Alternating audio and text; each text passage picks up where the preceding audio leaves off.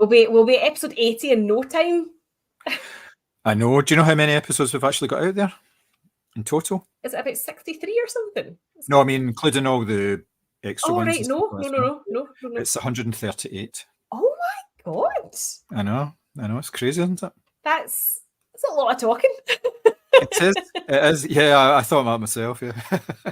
So some of it might even be sense. No, well, I think we could edit that down into a rather tight 10 minutes. Good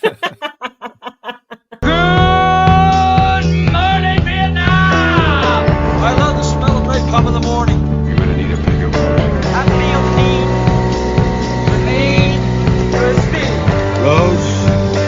Where we're going, we don't need roads. Snakes. Why did it have to be snakes? I'm Spartacus! I'm Batman. I am the Father. Right. Do you want to go through what we've been watching, etc.? I haven't been watching very much. I've just been watching the same sort of stuff over the last week. But if you've got stuff, yeah, fire away.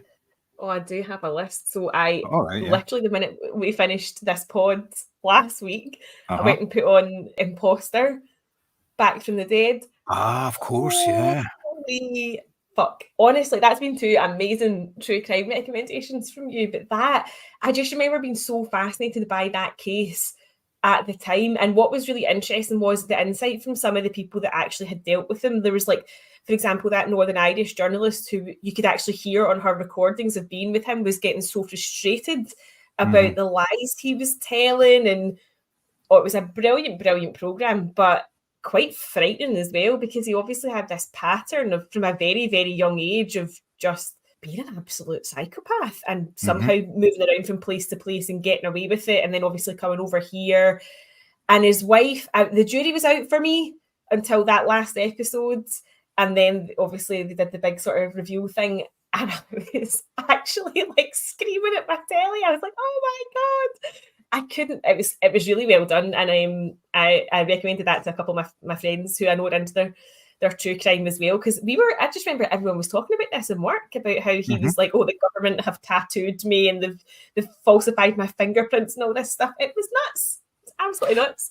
I know. Crazy, isn't it? It was amazing, but yeah, you know. It was really frustrating watching it as well, because the way that he used the criminal justice system in order to, because he knew it. Yeah, to elongate the whole process, and it's just, oh man, you know, it can really frustrate people because of people like that getting away with it for so long. And hiding behind see that scene where I think he was on an American TV channel and he was like, do you want me to try and walk? And he sort of fell, in inverted commas, out of his chair. I mean, that was ridiculous. Yeah. It reminded me of Dirty Rotten Scoundrels, where he was sitting in the wheelchair getting smacked with a reed by Michael Caine. It shows also the difference in the US and UK justice systems, because in The Jinx Part 2, there was recordings of his phone calls from prison, and there was video of him from prisons. Now, if they had the video of this guy when he was in prison, where he wasn't confined to his wheelchair and stuff like that, and his phone calls and things, I think that would have been, and obviously it would be, well, I think in America it was admissible evidence as well, because they were using it against. Yeah, they were using it in the court. Because they were using it against not only him, but they're using it against his wife as well, because the whole last episode was really about his wife more than anything else. Wow, that's crazy. So, what else have you been watching? So I watched The Ghoulsbang Miracle, which is on BBC iPlayer just now. Because I've watched Imposter, I was looking for something else like true crime. The guys in the Nordic Watch List group chat had recommended this. It is the most frustrating hour and 50 minutes I've ever watched in my puff, because basically the premise of it is these two wee doty old ladies from buttfuck nowhere in Sweden find who they think is their dead sister. Now, they were told in the 80s their sister committed suicide, and through going to purchase a wee flat together, the women who sell in the flat, they're like, we think you're our dead sister. And so this documentary sort of follows their pursuit of what happened to their family. You know, did their sister really commit suicide? Is this woman, you know, who she says she is, or whatever? There are so many twists and turns, but you get absolutely no answers. It was so frustrating, and I fell down a Reddit rabbit hole afterwards, as you do, and everybody has their own theories about who is telling the truth in this documentary. So if you want something quite frustrating to watch, where you actually don't know who they say they are, I definitely recommend that. It was frustrating, but a good watch as well. I also watched Godzilla -1, which is on Netflix. I really enjoyed that. I thought it was good, excellent. wasn't it? Yeah. Dramatic when it needed to be. You see enough of the monster, I think, just enough for it to be a threat, but you're not sort of maybe thinking, oh, is that CG or whatever? And I thought that the storyline was actually really good as well, because obviously it has some historical context, which I think is quite good. It makes Godzilla slightly metaphorical, doesn't it? It's quite good. I watched Rose, which is a Sophie Grabel film coming out soon based on a true story about a woman with schizophrenia who makes sort of a trip to Paris to try and sort of recapture kind of who she was before she fell ill.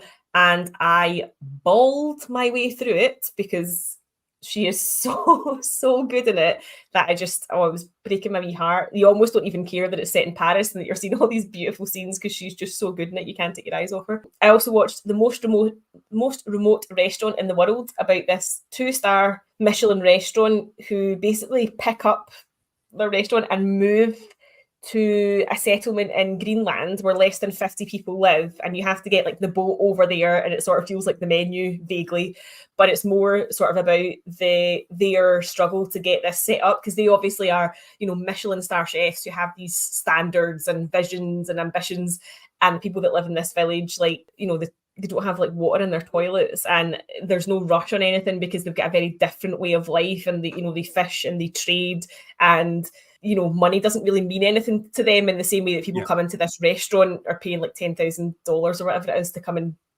have a meal at this restaurant. So it was kind of like two worlds colliding, which I quite liked as well. And then last night I watched Hitman because everybody was raving about it. I think that Glenn Powell is excellent in it, like seriously excellent. But I think the film itself was quite predictable. Yeah, I can imagine. I've seen the trailers for it. I haven't watched it yet, but I can imagine it would be. It's got that kind of look about it from the sort of poster image that you see of him with the shades on and the women hanging off him. That kind of thing. I've kind of seen this before. Yeah. But he is really, I will say that he is really, really good in it, actually. And given that I've only really seen him in Top Gun, where his character was slightly two-dimensional, I thought he was actually really, you can see that he's quite naturally funny as well, which is really good. So I thought that was enjoyable. I also this week read a couple of books. So I read Handling the Undead by John Lindquist, because that's been made into a film that's coming out this year. Basically, there's a freak storm, and everyone who's died within the last 2 months comes back to life, but you're not quite sure if they still have their human capacity or not. So they also kind of get herded into this sort of like tower block, and it's like, can you go and see the undead and all this sort of thing? So that was really creepy and really well done. So I'm quite looking forward to that film. And then I also read Boy Parts by Eliza Clark, which felt like American Psycho, but a female lead. It's this sort of young female photographer, and she hands out her business cards to men who she wants to photograph on the surface of things, but she sort of purposely goes after a specific type of man, and sort of as you're getting kind of breadcrumbs throughout the book, and then it obviously leads to this sort of big reveal at the end. And it just, I read it in a day. It was just so good. I couldn't stop. I couldn't put it down. It was excellent. Really, really well done. And I think it's nice. I say nice, but it's always interesting, I think, when you get female characters who are just grotesque and there's no rhyme or reason to it. They're not sort of, they're not a survivor of anything, or, it's just, they're just horrible people. And I really liked that. I thought it was good. All right, cool. Good stuff.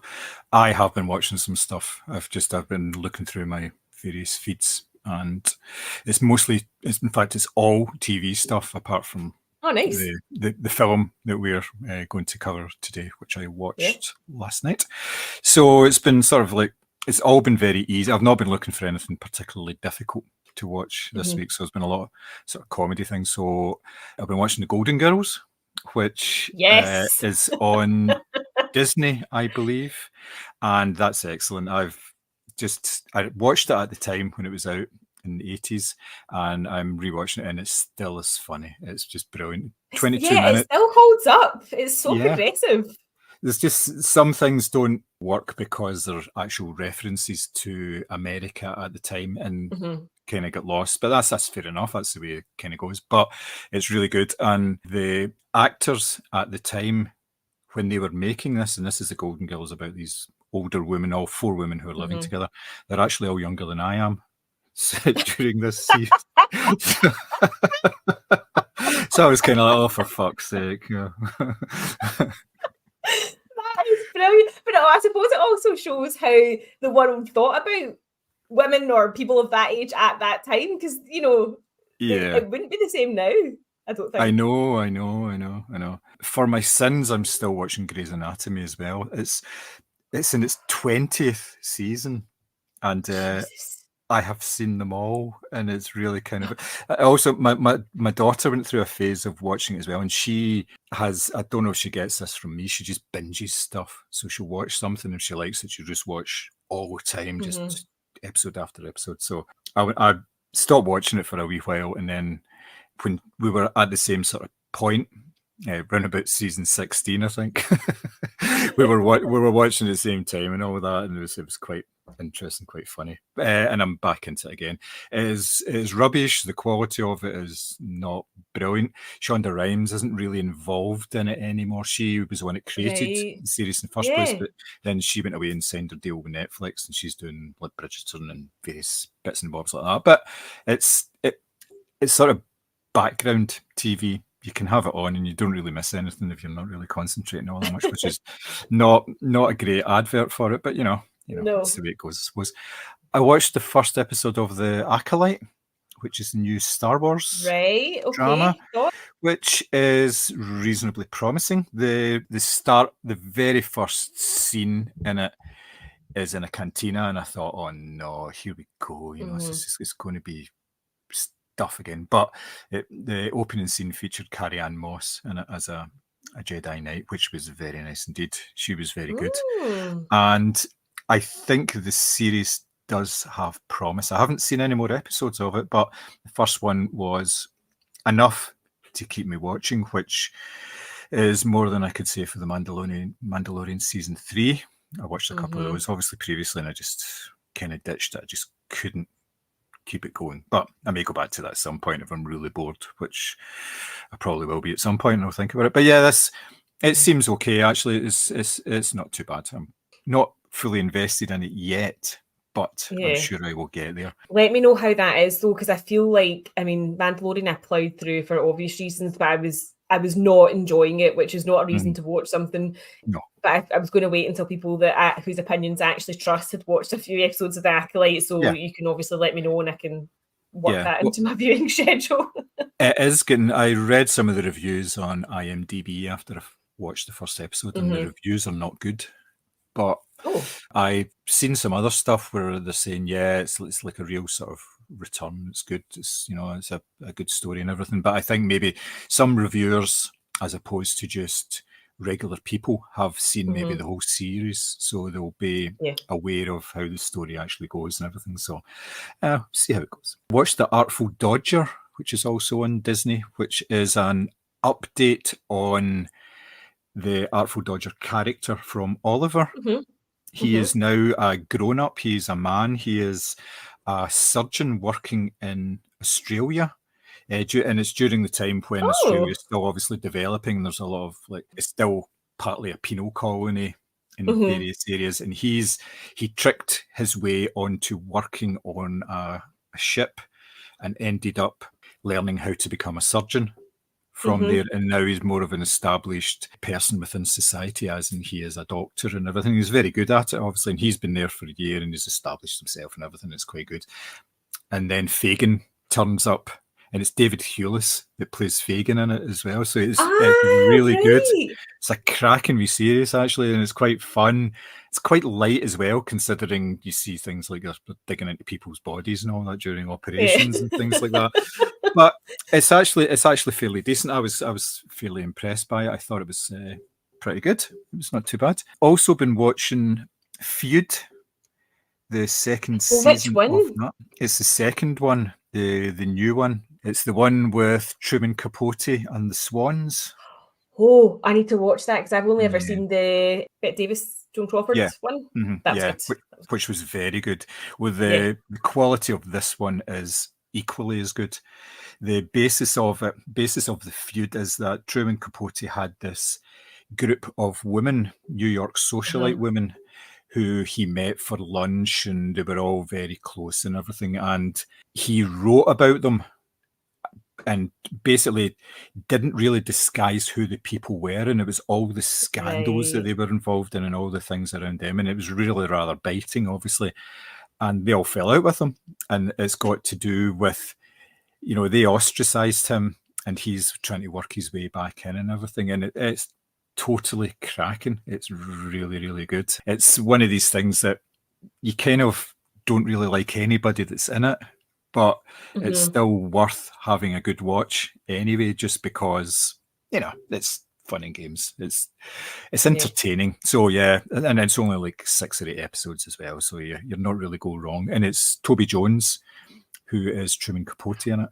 Ah, right. I was just about to say who's playing Truman Capote, because obviously I always think of Philip Seymour Hoffman, in Cold Blood, because that was such a good film. Toby Jones should be good at that. That should be interesting. Yep. No, in fact, no, it's not. Toby Jones was Truman Capote in the film. It's Tom Hollander that's Truman Capote in the TV show. Ah, right. Okay. Which is see him, that'll be interesting. Yeah. He's been in. You'll recognise him right away. He's a very very well known actor. But he's played a whole range of characters. He was in that film with Sandra Bullock where they couldn't look at the light. What was that? Bird Box. Yes, you're right. Yeah, yep. Aye, sorry, I was just getting mixed up because obviously Toby Jones had played him previously, but it's the voice. Obviously, if you get the voice right, then you're totally right. It's always like a really good shout. In preparation for the second season of House of the Dragon, I have started a rewatch of the first season because it was 2 years ago that I watched it, and I remember the outline of the story, but I thought I'll watch it again because it starts a week on Monday. I think it's around about the 19th or something. It starts, and I thought, yeah, I'll give this a watch as well, and it's fucking amazing. It's just so good. I watched. So have you watched all of Game of Thrones as well? Yes, yeah. I watched that when it was out at the time, yeah. But I was seriously considering starting to rewatch that as well, just because it is really good. But I've got plenty of other stuff to watch at the time. So that's on Sky, House of the Dragon, and I've piled through like 5 episodes of that in about a day and a bit so far, and it's excellent. Some really good writing in it, obviously some excellent acting in it as well. I haven't got to the point where they switch over from the characters. The 2 main female characters switch from being younger to slightly older in the second half of the season, right. and then it gets all kinds of shit happens. But yes, it's a cracking show and some really really good like sort of bad guys and good guys and stuff like that. And so yeah, it's well worth your time. Really really excellent stuff. Lastly, just a couple of comedies. Big Bang Theory. I'm almost finished that in its entirety. I've got maybe about half a dozen episodes of that to watch. Oh my god, is there not like a million episodes of that? Yeah, but again, 20 minutes. So it's 20 minutes here and there. You know, you can watch it. And of course, there's a whole Netflix thing where it just automatically pushes the next episode to you anyway. So yeah, watching that, watching Brooklyn Nine-Nine as well. I'd watched a fair amount of that and then just put it to the side because other stuff come up, you know, so the usual. And that's about it. That's what I've been kind of doing, rather than, as I say, not been watching much in the way of films. I did obviously see, I talked about Godzilla -1 last week on the previous pod, but yeah, just, the usual. Fills the time, doesn't it? Yeah. I was surprised by how much I liked that, actually, because I think the last Godzilla film I saw was the one with Bryan Cranston. Yeah. Mm-hmm. Yeah, that'd be right, yeah. Yeah, and I always feel like sometimes it can be really overdone or very sort of Americanized, I guess, because this obviously is actually set in Japan. As I say, I feel like you saw the right amount of the monster itself, and it did actually feel like a threat, which I think is always quite good in these sort of films, as opposed to just, I don't know, bad special effects, which is usually kind of the way. Yeah, sometimes the Toho films are a little worse in terms of the CG, but the way that all these sort of graphics are going, you can do really good stuff really cheaply now. Well, I'm saying cheaply, it still costs a lot of money, but it doesn't cost as much. You're not talking about Hollywood budgets in order to do that. So yeah, it works a lot better. The Godzilla creature itself, I like the way that it started as a smaller creature as well, and but built up in the whole nuclear mythology around it as well. And yeah, it was centered around the people. It wasn't centered around the monster itself in a way that like say the American ones. The Bryan Cranston one, I think, was just the Godzilla film from like 2014, 2015. That was the one with Aaron Taylor Johnson is in it as well. I think he was the sort of the main guy in it. Yeah, that could have been a brilliant film. It was okay. It was all right. That was, yeah, I seem to remember thinking that was okay. I'm sure I saw that at the cinema. And I remember thinking it was definitely one of the better ones that I'd seen. And as I say, I was a wee bit sceptical about watching that, but I was kind of surprised by how much I enjoyed it. I'd be keen actually to see more of that kind of thing. So I thought it was actually really good. But Netflix seemed to have quite a few of the biggies on just now, as I say, with Hitman and stuff as well. They seem to have quite good content on there just now. Yeah, especially now that we're in summer blockbuster season, if you like, which we will talk about at some point, I think, either pre or post. Probably post at this point since we've already started into it. So yes, it'll be interesting over the next couple of weeks, I think. I always think that the best of the sort of the Monster Universe ones was Kong Skull Island. I really liked that film. I thought that was a great movie. I've not seen that. Maybe seek that I think that's on Netflix. Because I think, like you say, most of them are. So, yeah, that was a really good one. It's Tom Hiddleston and Samuel L. Jackson, and it's set in the 70s as well. So, yeah, it's a decent film. In fact, Brie Larson's in it as well. So it's a top-notch cast. Yeah, it's fairly decent. It didn't spawn a sequel though with those characters in it, which would have been really nice because those characters are so nicely established in that first film. But you can't have everything, you know. No, that's true. And on the one hand, we complain about sequels, and then when something that we really like, it doesn't get one. Yeah. And that this is us going full circle back to talking about like your characters that you really like and adaptations of books and everything into films and your ideas. So then when you get something, and I shouldn't fall into this trap of just wanting more of the same, which is what sequels are all about. People say, I want a sequel, I want it to be the same, but I want it to be different. I want the story to be fun. And then when maybe two of those three elements happen, they complain about the third element. You know, that kind of thing. So it's a mugs game.